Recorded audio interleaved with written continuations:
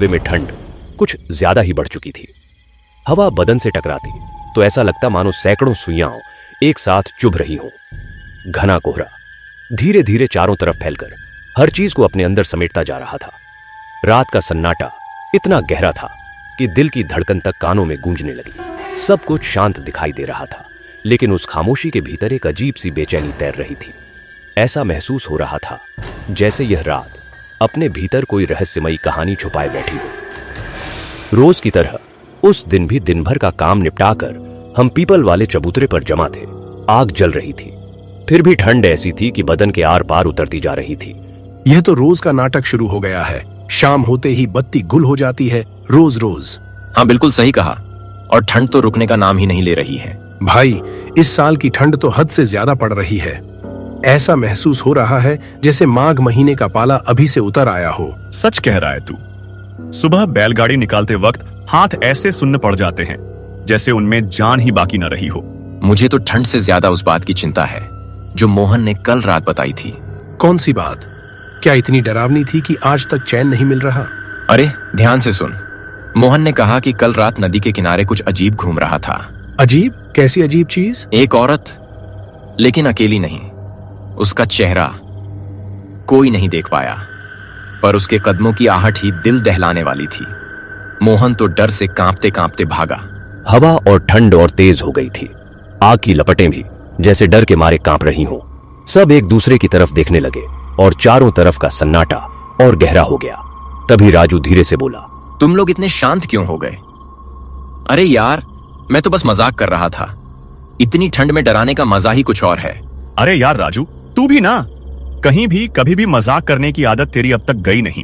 अरे यार, मैं तो बस माहौल को थोड़ा और पेचीदा बनाना चाहता था। तुम सब ठंड की बातें कर रहे थे तो सोचा थोड़ा मजाक कर दूं। तीनों हंसी मजाक में मशगूल थे, लेकिन उन्हें क्या पता था कि आज रात उनके साथ क्या होने वाला है। और देखो यार, इतनी रात हो गई लेकिन रामू काका अभी तक नहीं आए। उनके बिना तो चबूतरे की रौनक ही अधूरी है।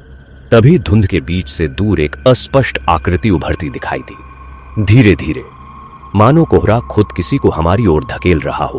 अरे देखो, लगता है काका आ रहे हैं। सबकी निगाहें उसी दिशा में टिक गईं। धुंध इतनी घनी थी कि कुछ भी साफ साफ दिखाई नहीं दे रहा था, लेकिन जैसे जैसे आकृति करीब आई, पहचान साफ हो गई। वह और कोई नहीं बल्कि हमारे गांव के किस्से सुनाने वाले रामू काका थे। रामू काका बिना एक शब्द बोले चबूतरे पर आए। धीरे धीरे चलते हुए आग के बिल्कुल पास बैठ गए। उनका चेहरा कुछ बुझा बुझा सा था, जैसे आज वह कुछ ऐसा लेकर आए हों जो सीधे दिल के भीतर उतर जाए। काका, आज तो आप बड़ी देर से आए। हम सब तो बस आपका इंतजार ही कर रहे थे। कहीं बाहर ही फंस गए थे या खेतों में काम ज्यादा लग गया? अरे अमन बेटा, तुम्हें तो पता है ना, मैं घर पर अकेला रहता हूँ।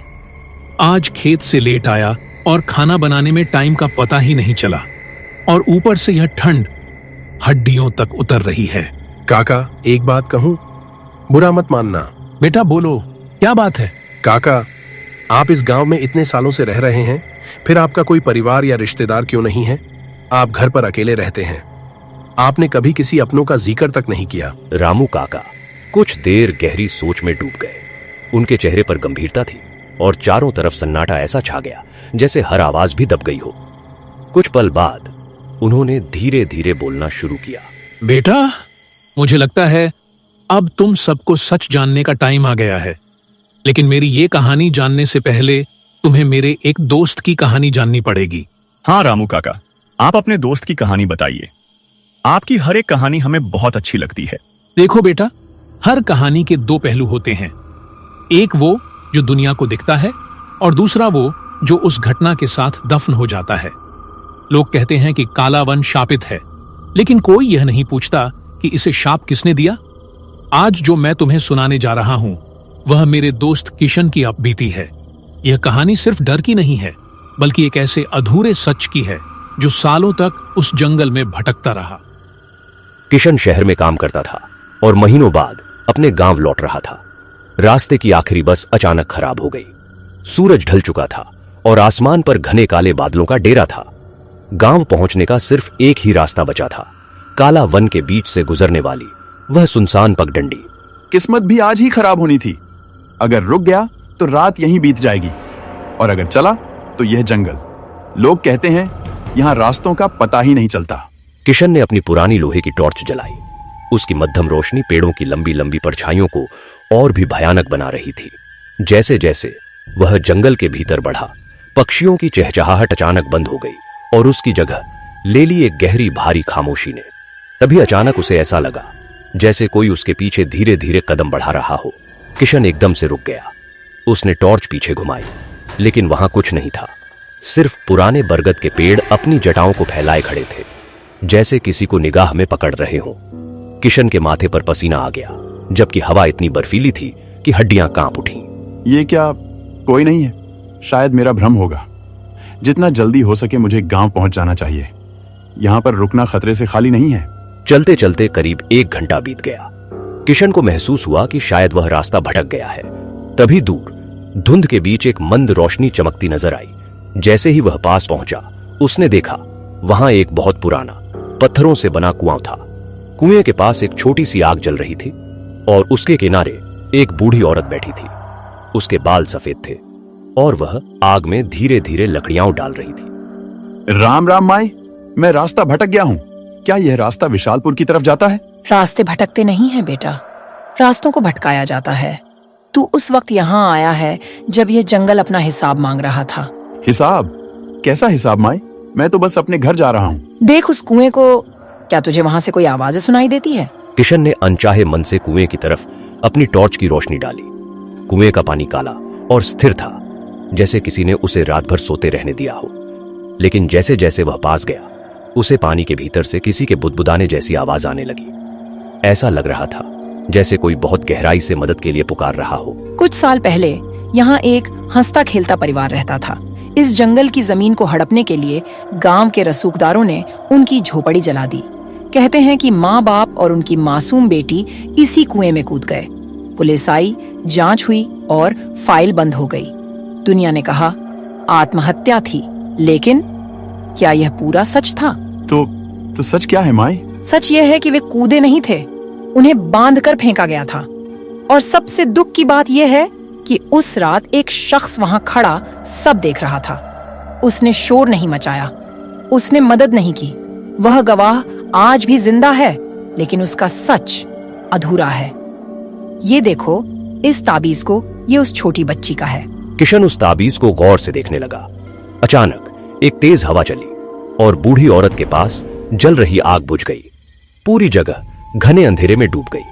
किशन घबराकर टॉर्च जला रहा था, लेकिन अब वहां कोई बूढ़ी औरत नहीं थी। सिर्फ कुएं के पास एक पुराना खून से सना हुआ दुपट्टा पड़ा था। किशन पागलों की तरह भागने लगा। उसके चारों तरफ ऐसा लग रहा था जैसे सैकड़ों हाथ कुएं से निकलकर उसे खींच रहे हों। किशन पसीने से लथपथ था। वह जंगल की पगडंडी पर गिरता पड़ता भाग रहा था। पीछे से आ रही वे सिसकियां अब चीखों में बदल चुकी थीं। भागते भागते वह जंगल के उस पुराने सरकारी डाक बंगले के पास पहुंचा, जो अब लगभग खंडहर बन चुका था।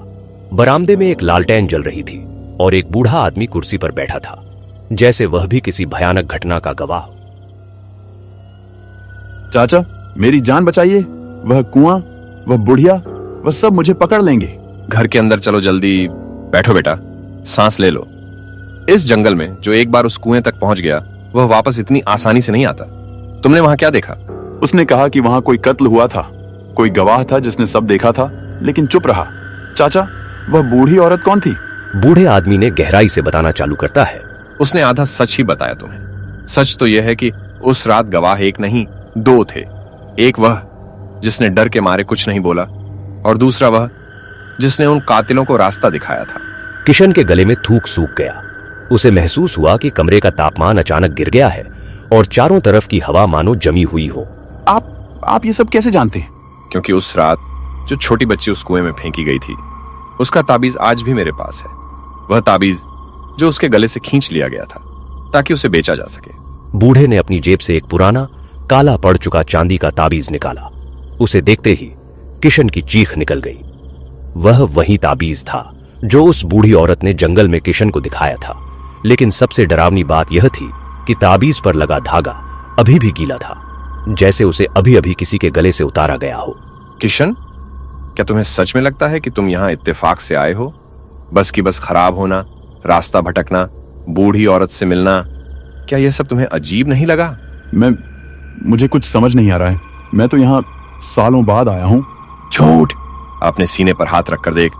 उस ताबीज के पीछे एक नाम लिखा है, रामदीन। वह नाम तुम्हारे दादा का था। उस रात कातिलों को रास्ता दिखाने वाला कोई और नहीं, तुम्हारे ही खानदान का खून था। किशन के पैरों तले जमीन खिसक गई। उसे अचानक अपने शरीर पर वही भारीपन महसूस होने लगा जो कुएं के पास महसूस हुआ था। जैसे ही उसने चारों ओर देखा, उसे लगा कि उसके चारों तरफ वही साए खड़े हैं जो अब गायब होने का नाम ही नहीं ले रहे थे। नहीं, ये सब झूठ है। मेरे दादा ऐसे नहीं थे। तो फिर ये देखो। बूढ़े ने लालटेन किशन के चेहरे के पास उठाई। लालटेन की हल्की रोशनी में किशन ने देखा, उसकी अपनी परछाई दीवार पर नहीं बन रही थी। वह हक्का बक्का रह गया। उसने अपनी टॉर्च अपने हाथ पर जलाई, लेकिन रोशनी उसके हाथ के पार होकर चली गई, मानो उसे छू ही न पा रही हो। पूरा सच यह है किशन कि बस दुर्घटना में कोई नहीं बचा था। तुम उस कुएं तक पहुंचे ही नहीं थे। तुम तो उस बस के साथ ही खाई में गिर गए थे। और वह बूढ़ी औरत, वह तुम्हें डरा नहीं रही थी। वह तुम्हें उस कुएं के रास्ते पार ले जाने आई थी, ताकि तुम्हें तुम्हारे दादा के पापों की सजा मिल सके। रामू काका ने कहानी अचानक रोक दी। उन्होंने अपनी चिलम बुझाई और धीरे धीरे खड़े हो गए। अमन, राजू और भोला, तीनों की सांसें जैसे थम सी गई थीं। चारों तरफ सन्नाटा छा गया और केवल उनकी धड़कनों की आवाज ही सुनाई दे रही थी। फिर किशन का क्या हुआ काका? क्या किशन वह मर गया था? किशन की लाश उस खाई में कभी नहीं मिली। लोग कहते हैं वह आज भी काला वन में उस बूढ़ी औरत के साथ आग तापता है, अपना पूरा सच ढूंढने की कोशिश में। लेकिन काका, आपको यह सब कैसे पता? आप तो कह रहे थे कि वह आपका दोस्त था। रामू काका ने हल्की सी मुस्कान दी, पर उनकी आंखों में कोई चमक नहीं थी। धीरे धीरे उन्होंने अपने कुर्ते की जेब से एक पुराना काला पड़ चुका चांदी का ताबीज निकाला और मेज पर रख दिया। वही ताबीज जिस पर साफ साफ लिखा था, रामदीन। क्योंकि उस रात उस डाक बंगले में बैठा वह आदमी मैं ही था, और किशन, वह आज भी मेरे पीछे खड़ा है। जैसे ही रामू काका ने यह कहा, चबूतरे में ठंडक छा गई। तीनों लड़कों ने देखा कि रामू काका के पीछे वही किशन हवा में तैर रहा है। अगले ही पल रामू काका और वह साया दोनों गायब थे। मेज पर सिर्फ वह ताबीज पड़ा था जो अभी भी गीला था। क्या यह सच में हो रहा है या मैं कोई सपना देख रहा हूं? विशालपुर गांव की उस रात का सन्नाटा अब और भी गहरा हो गया था। चौपाल पर रखा वह ताबीज मध्यम रोशनी में चमक रहा था। अमन, राजू और भोला अपनी जगह से हिल तक नहीं पा रहे थे। रामू काका और वह साया अचानक गायब हो चुके थे, लेकिन उनकी आवाजें अब भी हवा में तैर रही थी। अमन ने कांपते हाथों से उस मेज पर रखे ताबीज को उठाने की कोशिश की। जैसे ही उसकी उंगलियों ने उस ठंडी चांदी को छुआ, उसे एक बिजली का झटका लगा। अचानक पूरा गांव एक ऐसे घने अंधेरे में डूब गया जैसा पहले कभी नहीं देखा गया था। अमन, उसे छोड़ दे। ये ताबीज शापित है। रामू काका, वो क्या थे? वो इंसान थे या? चुप कर राजू, देख, ताबीज से रोशनी निकल रही है। उस ताबीज के भीतर से अचानक एक नीली डरावनी रोशनी फूटने लगी। उस रोशनी में उन्हें चौपाल के बीचों बीच रामू काका और किशन फिर से दिखाई देने लगे, लेकिन इस बार वे ठोस नहीं थे। वे किसी फिल्म के दृश्यों की तरह धुंधले, अस्पष्ट और असलियत से दूर थे। यह एक अतीत का साया था जो ताबीज उन्हें दिखा रहा था। लड़कों ने देखा कि रामू काका जवान दिनों में और किशन एक साथ उसी डाक बंगले में खड़े हैं, लेकिन वहां एक तीसरा आदमी भी था, रामदीन, यानी किशन के दादा। रामू, किशन, तुम दोनों ने उस परिवार को मरते देखा है। अगर किसी को बताया तो तुम दोनों का अंजाम भी वही होगा। यह ताबीज गवाह है कि अब तुम भी इस पाप के हिस्सेदार हो। नहीं दादा, मैं ये सच नहीं छुपाऊंगा। मैं पुलिस को सब बताऊंगा। तभी किशन भागने की कोशिश करता है और रामदीन उसे रोकने के लिए धक्का देता है। किशन का सिर डाक बंगले के पत्थर से टकराता है। रामू काका डर के मारे वहीं खड़ा रह जाता है। किशन मरता नहीं है, पर वह अधमरा हो जाता है। तभी वही काला वन की बुढ़िया वहां प्रकट होती है। रामू, तूने सच का साथ नहीं दिया। तूने दोस्ती से ज्यादा अपने डर को चुना। अब तू न जी पाएगा न मर पाएगा। तू इस अधूरे सच का चौकीदार बनकर यहीं रहेगा जब तक किशन को उसका न्याय नहीं मिल जाता। अचानक वह दृश्य खत्म हो गया। सब पहले जैसा हो गया वापस। रामू काका फिर से वहीं अपने जगह पर खड़े थे, लेकिन अब वो जिंदा नहीं थे। उनकी आंखों से आंसू बह रहे थे। बच्चों, मैं कोई इंसान नहीं हूं। मैं उस रात के बाद से एक जिंदा लाश की तरह इस गांव का बोझ ढो रहा हूं। बुढ़िया ने मुझे श्राप दिया था कि जब तक मैं 3 ऐसे मासूमों को यह कहानी नहीं सुना देता जो इस ताबीज को छूने की हिम्मत करें, तब तक मुझे मुक्ति नहीं मिलेगी। तो क्या हम वो 3 मासूम हैं? हाँ, इस ताबीज को छूकर तुमने उस सच को स्वीकार कर लिया है। अब किशन की रूह को शांति मिलेगी और मेरी सजा भी खत्म होगी। लेकिन याद रखना, विशालपुर के जंगल में अब भी एक सच और दफन है। रामू काका ने ताबीज अमन के हाथ से लिया और उसे अपने गले से लगा लिया। किशन का साया उनके पास आया और इस बार वह डरावना नहीं था। उसने रामू का हाथ पकड़ा। चलो दोस्त, अब वक्त हो गया है। दोनों साए आसमान की ओर उठने लगे और देखते ही देखते ओझल हो गए। चौपाल पर अब शांति थी, लेकिन तभी राजू की नजर उस मेज पर पड़ी। रामू काका तो चले गए थे, लेकिन वहां 3 नए ताबीज रखे हुए थे। ये 3 ताबीज यहां कैसे आए? वह कुछ समझ पाते उसी वक्त अचानक हवा में वही बुढ़िया की आवाज गूंजी। इंसाफ कभी खत्म नहीं होता। एक गवाह गया तो 3 नए गवाह तैयार हुए हैं। अब इस गांव के हर राज की हिफाजत तुम तीनों को करनी होगी। लड़कों ने अपने हाथों की तरफ देखा। उनके हाथों पर वही नीले निशान बन चुके थे जो रामू काका के हाथों पर थे। वे अब केवल गांव के लड़के नहीं थे, वे काले वन के नए पहरेदार बन चुके थे। वह आवाज बंद हो गई। उनकी आंखों में अब वह बचपना नहीं था, बल्कि एक अजीब सी गंभीरता थी। वे जानते थे कि अब हर रात जब बत्ती गुल होगी, उन्हें उस चौपाल पर बैठना होगा, नई कहानियां सुनाने के लिए और नए अधूरे सच को पूरा करने के लिए। हर कहानी का अंत नहीं होता। कुछ सच अधूरे रह जाते हैं और उन्हें पूरा करने के लिए नए गवाह पैदा होते हैं। अगर आप भी ऐसे अधूरे सच की कहानियां देखना चाहते हैं तो चैनल को लाइक और सब्सक्राइब करें।